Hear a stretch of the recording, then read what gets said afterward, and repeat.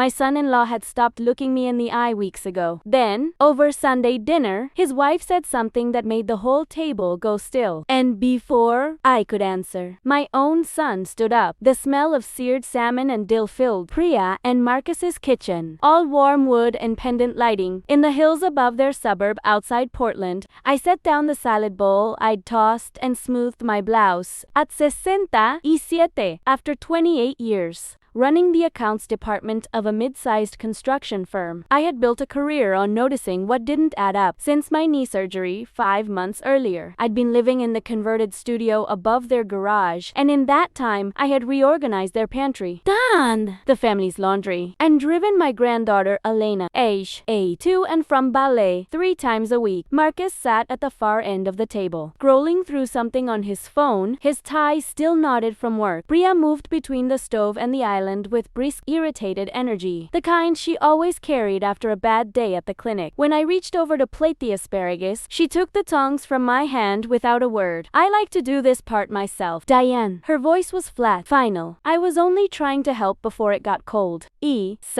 Stepping back toward the counter. It's fine. It's just easier when I do it. She said it loud enough for Marcus to hear. He didn't look up. He'd gotten very good these past months at being absorbed in his phone whenever the air in a room changed. I didn't argue. I hung the dish towel on its hook and sat down on the counter, half buried under a stack of Elena's school flyers. I noticed the electric bill, still in its envelope, a red past due stamped across the corner. For 14 weeks, I had been transferring $600 into their joint account on the first of the month for groceries. For the extra strain of an extra person in the house, I picked up my water glass and said nothing. The doorbell rang. Priya's brother Anil and his wife let themselves in with a bottle of wine and loud, easy laughter that briefly warmed the room. Anil hugged me and asked how physical therapy was going. I told him honestly that I was nearly back to full strength. He settled next to Marcus, and the two of them fell into talk about a Blazers game. Through the appetizers, Priya directed the table like a conductor, refilling glasses, correcting the placement of napkins, taking over any task I offered to do with a small, tired sigh, as if my help were one more thing she had to manage. It had become the pattern of the last month. Everything I did for the household was received as intrusion, and yet somehow still expected of me. When Elena asked if I'd help her finish her diorama of the rainforest after dinner, Priya cut in smoothly. Grandma should rest, sweetheart. Her knee isn't 100% yet. When Elena asked if I'd help her finish her diorama of the rainforest after dinner, Priya cut in smoothly. Grandma should rest, sweetheart. Her knee isn't 100% yet. My knee is fine. Priya, I said evenly. We planned this 2 days ago. I just don't want a mess tonight. We already have enough going on. Her smile didn't reach her eyes. Marcus finally spoke, not to defend me, but to smooth things over. Maybe tomorrow, Mom. Let's keep tonight simple. I looked at my son. It was 34 years old and had learned, somewhere along the way, to treat his mother's presence as a scheduling problem. I gave Elena a small nod, promising the diorama another time, and said nothing more. I noticed Anil watching his sister, not with admiration, but with a furrow of quiet unease. That Monday, I began my adjustment. For 5 months, I had woken at 6 o'clock to make coffee, pack Elena's lunch, and start breakfast before Priya's shift and Marcus's commute. That morning, I made a single cup of tea and sat on the small balcony off my studio, reading on my tablet in the cool air. At 6:40, Priya came out to the driveway in her scrub, travel mug in hand, and stopped short at the empty kitchen counter through the window. She came up the outside stairs and knocked. Is something wrong with the coffee maker?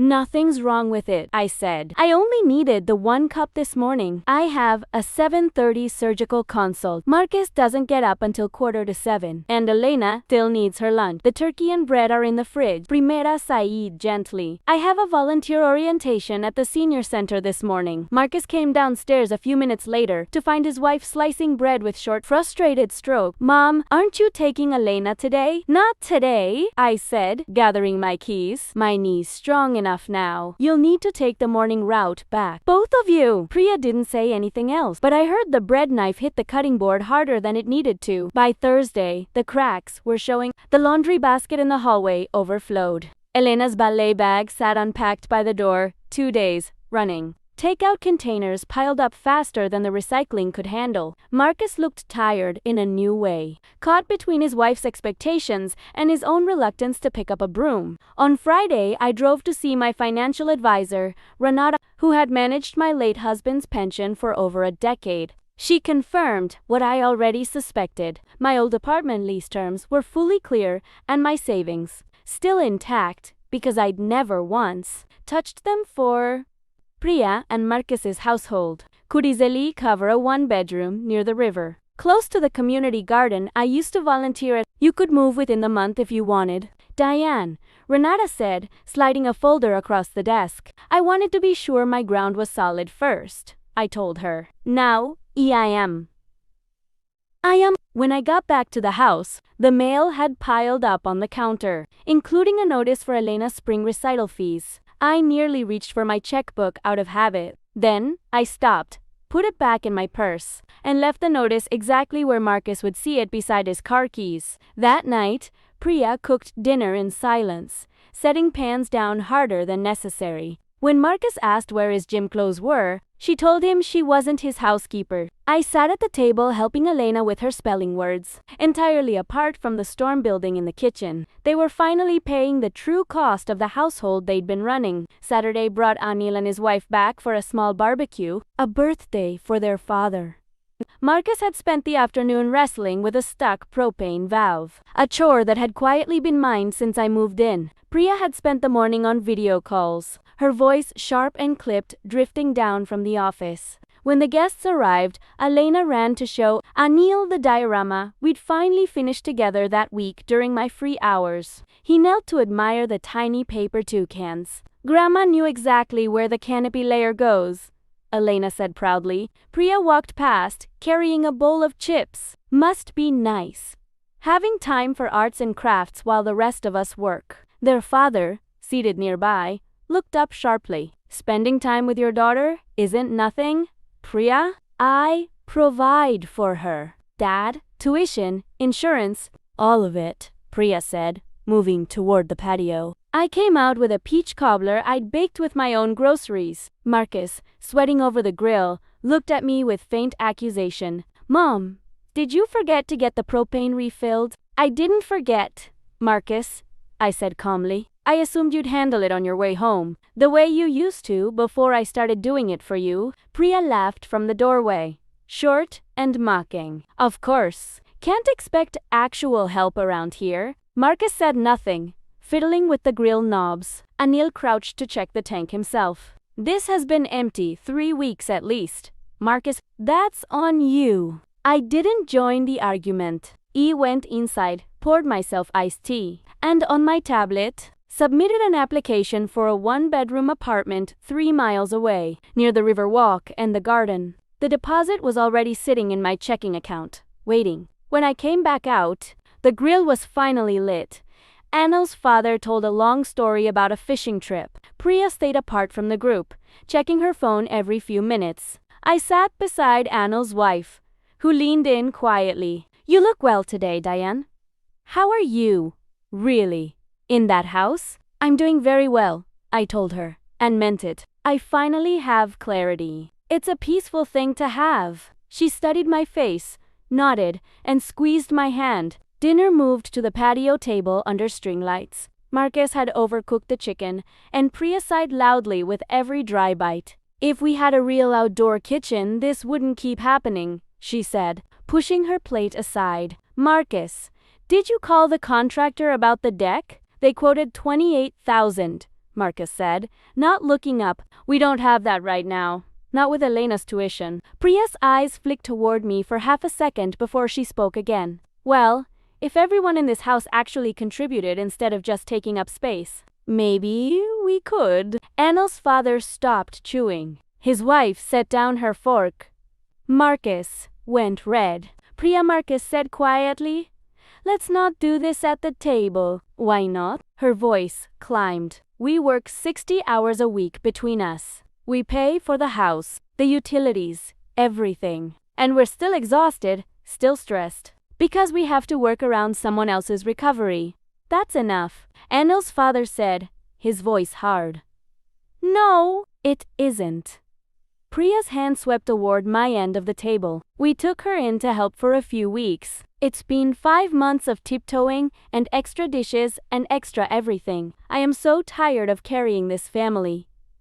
I sat still. My hands didn't shake as I set down my napkin. Elena looked between her mother and me, sensing the danger in the air. Marcus opened his mouth, glanced at his wife's face, and closed it again, staring down at his plate. His silence was a choice, and I understood exactly what it cost me. I reached for my water glass, and my hand, still not quite steady from the surgery, caught the rim. It tipped, spilling across the table and onto the runner in front of Priya.